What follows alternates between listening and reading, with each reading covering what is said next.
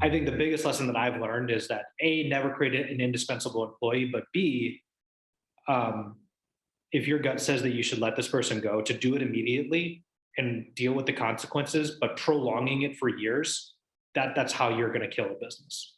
I think it's how Well many said. good businesses die. So Whoa, dude. Yeah, that's crazy. I never thought about the personnel side. I've thought about ordering things and whatnot. Like for Scorch Marker, for example, there was a time where, well, the first time we kind of screwed up financially was we said yes to Home Shopping Network and we were not ready. So you finally started your own business. Invest for the long term, and I'll show you exactly how. Be good to future you. So I was thinking, Kyle, today that we could talk about some of the biggest financial mistakes we've made when we started our businesses. Because what you have like what, 3 restaurants now, and I'm sure there's a handful of mistakes that you've made as well as myself. But tell me where you started. Just give me like the 1 minute version of who you are so we can have context for what we're talking about these mistakes. I am a chef and serial entrepreneur, Serial and entrepreneurs, are right. worked my worked my way through the food service industry for a long time till I started doing things on my own. I had some private chefing businesses, private catering businesses, and then finally a chain of restaurants that I started. How many restaurants do you have now? Three. What are they? What's it called? It's called Green Tomato Grill in Orange County, California, and three and growing. Dude, it makes me happy hearing you say that. I'm like, God, I remember when you started this. I eat at those restaurants. I love those restaurants. They're very good.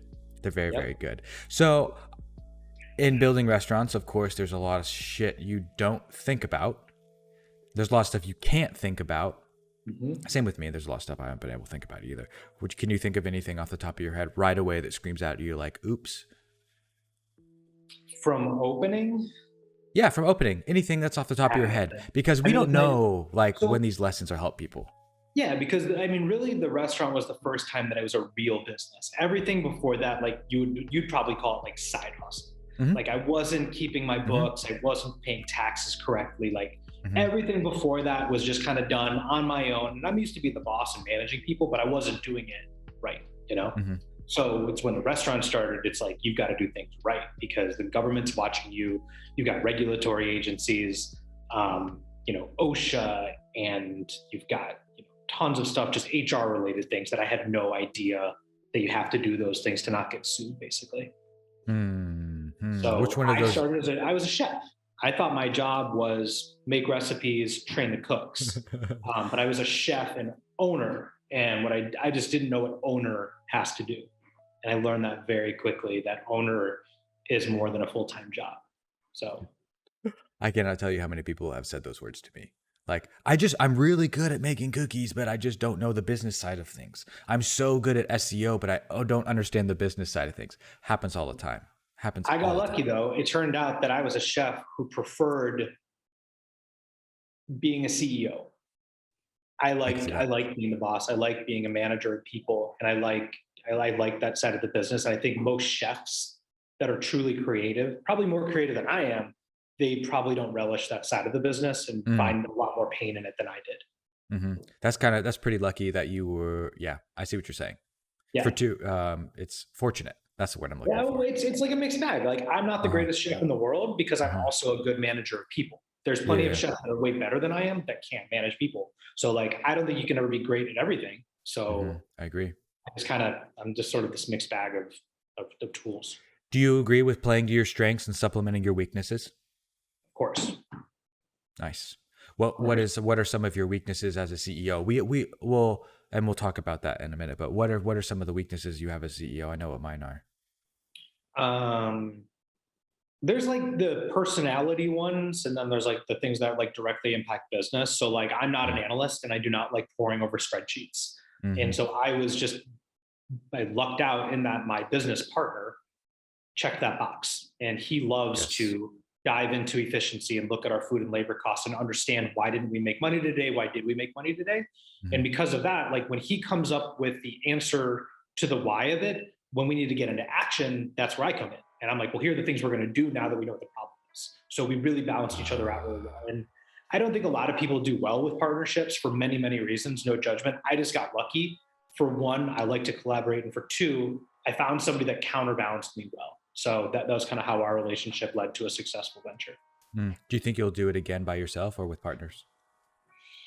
Well, we're looking at selling the business, and I would say that if we did, probably the guy that I started my last one with, I'd probably do another project with him. We've got 10 years of working together. We've got a system, he knows what I like to do. I know what he likes to do. So if he wanted to, jump in on something, I'd probably do it too. Hell yeah. I like that. There's a very specific kind of person that I'll work well with, and then I just have to find them. I need to find somebody that likes doing accounting, that likes doing operations excellence work, that likes analyzing problems. And there's a lot of people out there. I am the polar opposite. I don't know how anybody can do that shit. Like, I fucking hate it. But there are people out there, and I just know I need to find that person. They probably wouldn't be a partner. In the future, it would be an employee. Gotcha. Okay, that makes sense. So if CEO stands for Chief Executive Officer, what best summarizes the roles and responsibilities of a CEO to you? There's definitely different kinds of CEOs. Yep. For me, and I've learned this through taking some personality assessments that we've talked about. I'm the kind of leader that leads through inspiration. So my job is to create the same level of passion that I have for my product, whatever it is that you're selling, and instill that into literally the rank and file of every single one of my employees. In food, you're constantly defending against all of these forces that are going to degrade the quality, whether it's shitty attitudes or shitty quality from your vendors, or just a million things that can make food from great to like really mediocre. And I need to inspire everybody around me to identify those and get into action and solve problems before they become bigger.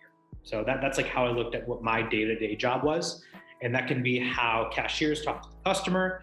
It can be how a cook cooks the food. It can be about how the dishwasher washes the dishes. All of those things lead into the product when you're in service. And so I look at the CEO's primary function as first hiring the right people, but then inspiring them to care about the product and do the right work. I like that. I like the CEO. Let's see. Expert problem solver. That's your job. Solve problems. Figure out how to solve problems and find the people that know the answers to the problems you need to solve. Dude, that's kind of fun though. That's what I like. I like doing it.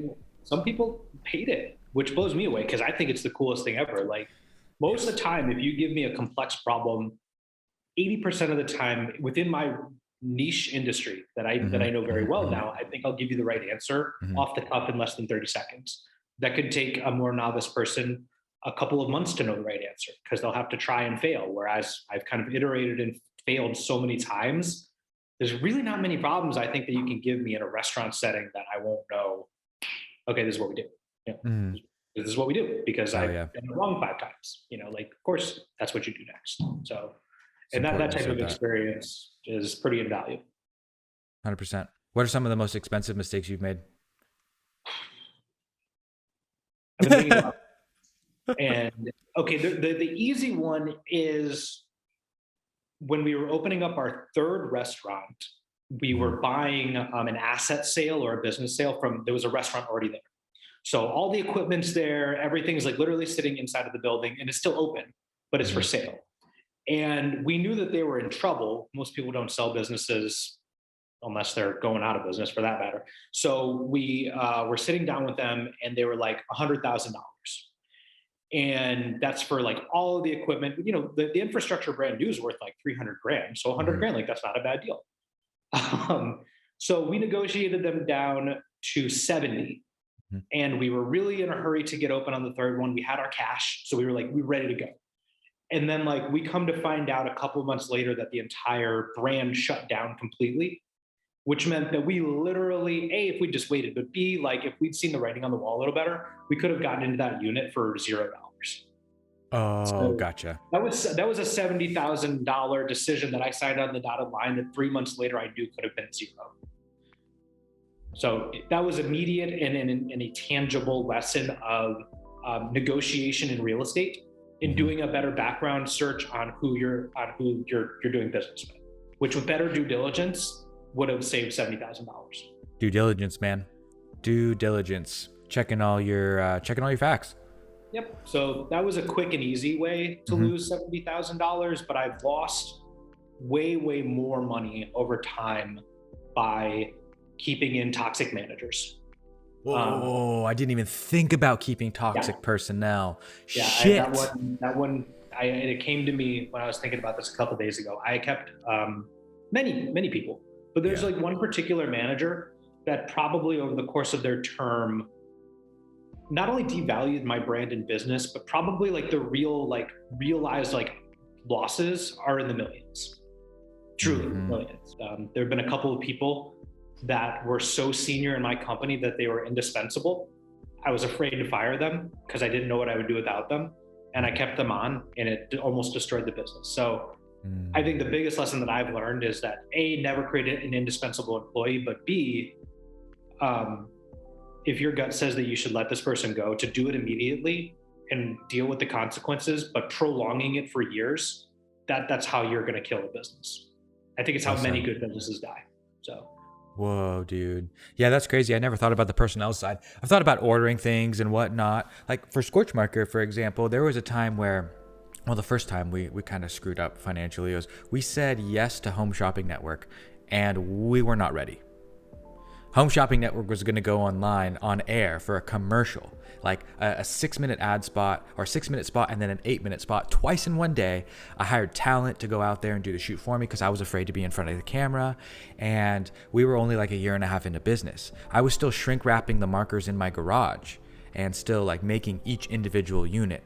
So we had to put together like 5,000 boxes, stuff 5,000 boxes with product all in my garage, line everything up on the driveway, call UPS and have them come loaded up in one single truck just to deliver the packages from this. The problem is that we weren't ready yet. We didn't have nice enough packaging. Our formula wasn't where it needed to be. We didn't have the infrastructure and the staff to support it. And it was a total blunder and a waste of money. Yeah, we made a little bit of money on the deal, but we netted about zero in the end trying to fix all the mistakes. And one of those mistakes was buying wood from somebody that I didn't do my due diligence on checking. I found this guy in the East Coast and I said, hey, bro, I need 10,000 wood rounds, little circles cut out of tree, little 3-inch wood rounds. And we negotiated this price and we came to it and I paid him up front. It was the first time I've ever paid anyone like in full up front. I just took him straight at their word. He said he could do it. And I'm like, okay, let's fucking go. And then we're getting closer to our date. And I'm like, hey man, like, what's up with the shipment? Like, it's going to be here in 2 weeks, right?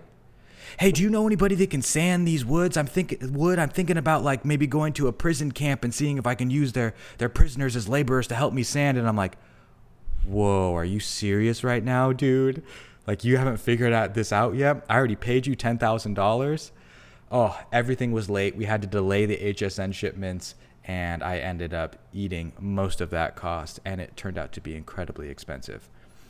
And it's all because I didn't do my due diligence. I didn't look into the guy. I didn't look into the company. I didn't look into and really check things out. Now I do things half up front, half when things are delivered. But, that one I will never forget. I will never forget that one. But employees, dude, I didn't even stop to consider employees. Like, how about business to business, like ad agencies that aren't getting you where you need to go, but you're keeping them on with their $2,000 retainer, or I've never made the mistake of keeping an ad agency too long. I fire ad agencies like when I have my cup of coffee at breakfast. So no, I honestly, probably a big mistake was I was convinced that there wasn't such a thing as a good ad agency until I got a good one. It just took 7 tries, maybe 6, but like literally, like I think we had 6 over the course of 8 years. And then we finally got a good one. And then finally, like I didn't have to lay in bed, like wondering like, man, I'm giving them a lot of money. Are they worth it? Because I knew they gave me metrics. We had monthly meetings. They were accountable to goals that we set and they hit them. So like all of a sudden, like I'm not stressing, like, are they working or aren't they? Big lesson was don't work with ad agencies that are like really excited about like the copy that they're producing. The only thing they should be excited to share with you is the metrics because the data is everything in marketing. So interesting that you bring that up. Would you have been ready for that good marketing agency in the very beginning? yeah. Okay. Yeah. Would you have been able to tell the difference between the good one and the bad one when you first started versus now? No. It's hard, huh? Yeah, I mean, like understand, like I'm a chef, like I'm in a restaurant. Like, what the hell do I need to know about like conversion data? But it's Hmm. everything. Like especially like what it was interesting. Like I opened up a restaurant, some like, almost like 8 or 9 years ago or whatever. But like when we opened, we didn't have online ordering. We still had phone ordering, and that was like still that was not that long ago that you could run a business without online ordering. Hmm. We added it, a year after. Hmm. But all of a sudden, in the last like 5 years, like if you are not tracking your consumers' purchasing behavior, not only are you leaving money on the table, but your competition will outperform you, and you're going to lose if you don't know these things intuitively. Like Straight up. what's like, I mean, I know what my Google ad conversion rate, I know what my Facebook conversion rate, I know what my drop off rate is as people go into my website through my online ordering portal. I know what their average conversion is worth. And because I know those things, like I know what I should spend. If I have a good product that I'm going to invest into, I know what I should spend on marketing. And I Hmm. did not know those things even a couple of years ago. Well, you guys, would you agree that you guys started out with a good product at your restaurant? So yeah, we had good food and good service from day one, which is what kept us alive for many, many years. Yep. When we Good almost service. died, it was bad service, which was that management thing. I hear But that. Good service cannot make up for a bad product. Yep. But a bad product can make up for, or a good product can make up for bad service occasionally. Occasionally. I mean, like, I think great food, good service, or good food, great service are good two ways to win. Good way. Obviously, Good you way of putting strive it. for both. If you Hmm. can do both, you're hopefully you should make money. Hmm. Um, I mean, I find those to be pretty memorable experiences when I go and I get great service and great food. I'm like, well, this is now a place that I'm going to come back to. Oh yeah. And Hell yeah.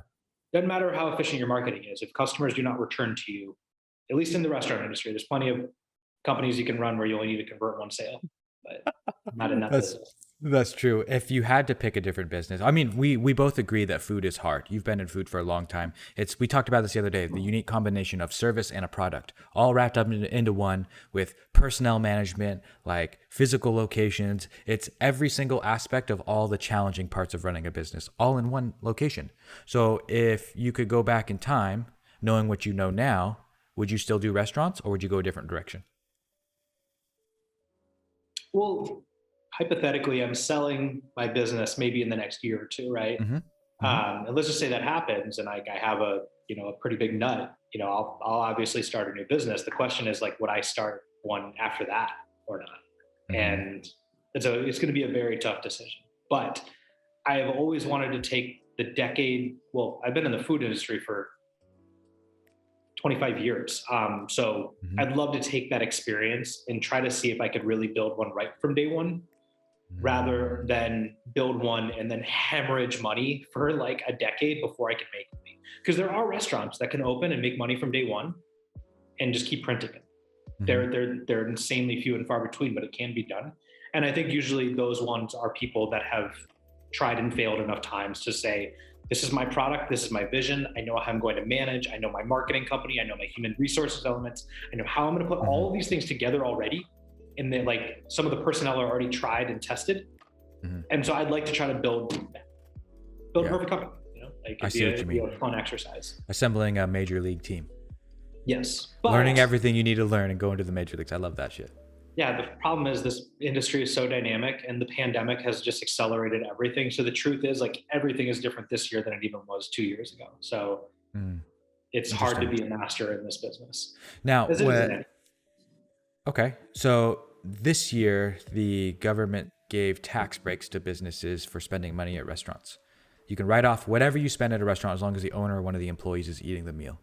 I did not know that. Yeah, it's really cool. And dude, all of my meals are a write off. So we're going to out to eat a ton. But the government's doing it because they want to incentivize spending at restaurants. Have you felt that at all? Do you think it's affected you at all, or you just have no way of tracking it? I'm sure that's more of a benefit to fine dining, which needed more help. Like, you Mm, know, most of the well-positioned quick service restaurants like they did same sales year over year in a pandemic because they were already carry out forward, and we were one of mm, them. We were down 3% year over year during 2020, okay. and so we were kind of all right regardless. It's the fine dining that really is going to need a ton of support to kind of like grow that business back. Hmm. So I hope it works for them, but thankfully we were kind of good anyway. Yep. Oh yeah. I like that. Okay. Now let's segue back to expensive mistakes because I've been thinking about that a little bit. Um, there is another way that I've lost money.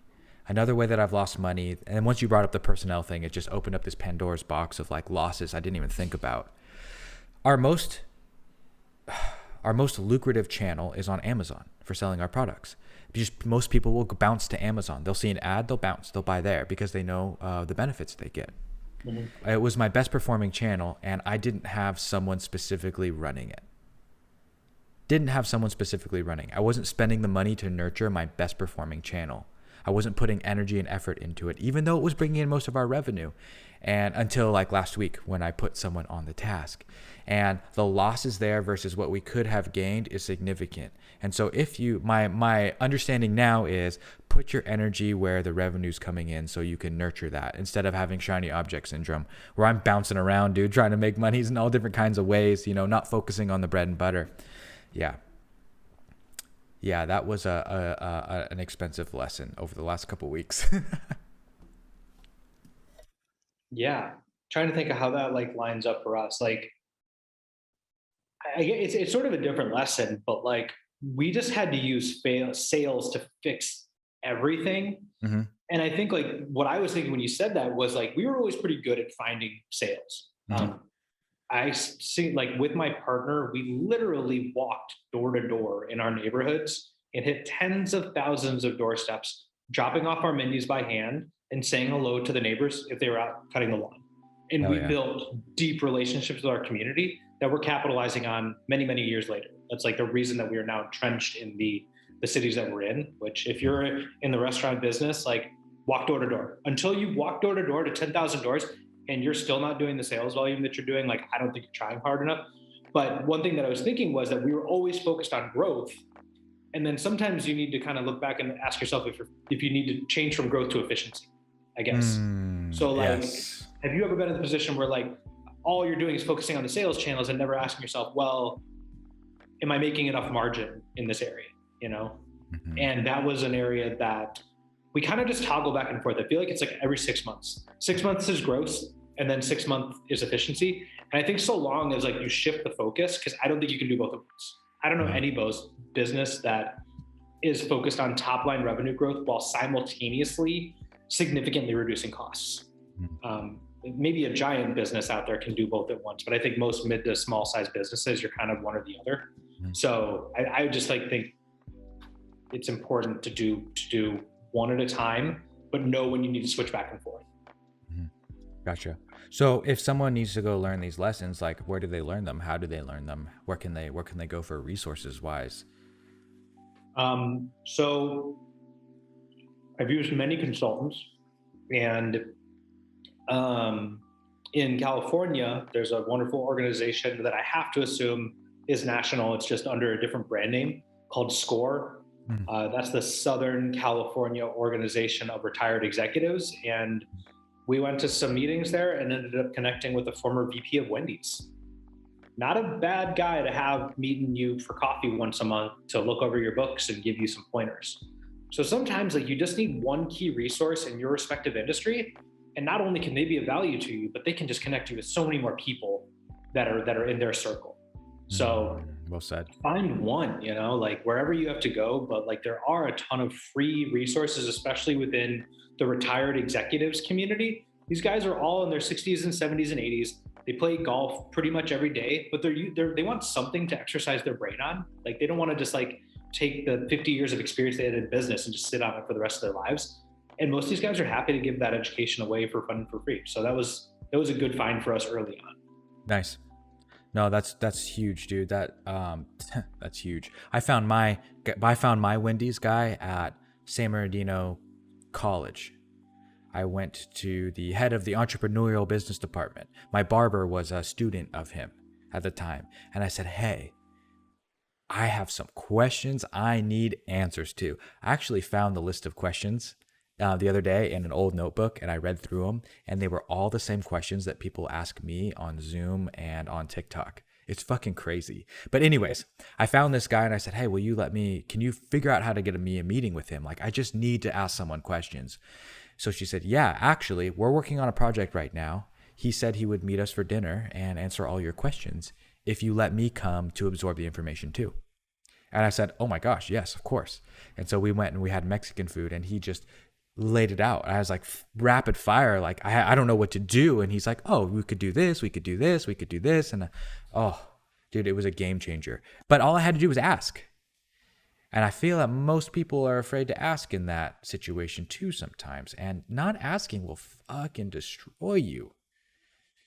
Yeah, like, God, I mean, most of the bigger restaurant chains, like out in my neighborhood, like, Mhm. just by striking up conversations, we would meet the owners or the CFO or like, God, if you like, I don't, maybe it's different in other businesses, but restaurant industry is hard Mhm. enough. Like, we don't look at our competition as like the enemy. Yeah. So like, we would hit these guys up and say, hey, can like we do a call or a coffee, or you want to come over to the restaurant? Yeah. Like, I've just met some really cool people that are in the industry, and like if they're doing well, the nice thing about the business is they're doing really well. Like there's a reason a lot of people want to get into restaurants is like if you can crack the code on it, and very few people do, but if you can, they're making very good money for themselves. They're not really worried about Mhm. like somebody coming in and taking their market share. So I've gotten some phenomenal advice from like the owners of some pretty big chains that are just like happy to like meet in the restaurant and give some pointers for now. Mhm. Like again, like they've been through it. They're happy to impart whatever wisdom that they've learned throughout the I like years. that. So, I dig that. In the beginning, did you ever get any of those scam letters like for labor law posters and regulations and all those things where they're trying to dupe you out of $100 here, $200 here, and stuff like that? I got a good one.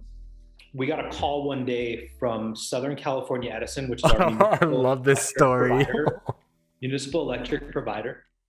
Yes. And they called and they knew the owner's name, and they said, "Can I speak with so and so?" And he was there that day. And he gets on the phone and they say, "Hi, we're with Southern California Edison. We are going to be shutting off your power at sometime today because your bills have not been paid for the last 6 months. We're sorry, but this is the final warning, and we're just giving you the courtesy call." To which point he's like, "I paid the bills. What are you talking about?" They were like, "Well, according to our records, and we're going to have to set out a servicer to shut things off, unless you can send a money order, like a wire transfer, like today via like MoneyGram." And like in hindsight, of course, these things sound so bogus, but they had our account information, they had like social, they had every bit of data that they needed to validate themselves as the authority. They even like hung up once, and then like a manager called back later. It was a good scheme because my partner is not a dummy. So Mhm. anyways, like the money order one was like the one thing that seemed particularly sketchy, but they were like, well, if you need to have the funds cleared today, like these are your options. So anyways, he gets totally pissed off and he's like, fine, whatever. And he wires, I think $2,000. And then like they ghost him because they've gotten the money. And then he calls back the next day and they're like, ooh, sorry, just so you know, there's a scam running right now. They took your money when he finally got through the normal actual electric provider. So Oh, that was an yes. expensive one. And we were young. We were a small business. Like we only had one unit back then. Like two Mhm. G's, like that was a that That was was a expensive. blow. It was a blow. Yeah. Oh, But they're out there, man. I remember when you were They telling me wouldn't that do it if they story. didn't get people. I know, right? I know. And now I've heard, those emails that you get from like the prince who has money locked up and you just need to help them get it out and they'll give you a piece when you do. I've heard that those emails are written in a way with intentional spelling mistakes, intentional grammatical mistakes, and intentional weird English so that it filters out the people like you and me who see right through it. They don't want to waste their time with us. They want to waste their time on the people who Oh, don't care about those mistakes because then they know they can get them. So they intentionally wow. make them bad. That's And I'm amazing. thinking about this and I'm like, oh my gosh, that's the whole adage of niche down, choose your target demographic. That just Crazy, that right? changed everything. You might have changed the way that I approach my business like tomorrow. Gnarly. Yeah, that blew my mind. And I'm like, oh my gosh, that makes total sense. There's a million scams out there. There's a million scams out there. You're going to get a ton of letters when you start a business. You're going to get a ton of letters as you have this business. And I've started making TikToks about them, looking at letters and breaking them down, showing like, hey, here's why this is a scam. Look. And there's so many giveaways if you can look closely and read the fine print. But when you're new and you're starting out, dude, like it's hard. It's hard to see the forest from the trees and know what's right or wrong, especially when you didn't get taught that stuff in school, in college, etc., etc. So we're all bound to have a few licks like that. We're all bound to have a few expensive lessons, you Yeah, know? my partner is like twice my age, and like he still got that. Like, thankfully, you know, like the people that invested originally in the business, like they were all veteran industry people. So Hmm. like we didn't have a lot of those pitfalls, but still, like even guys with shitloads of experience get duped every once in a while. So kind of Crazy. unavoidable. Yep. Part of doing Yep. business, right? Yeah. 100%. 100%. The last thing that I always say is like if you're new in business, make sure you have enough money for marketing.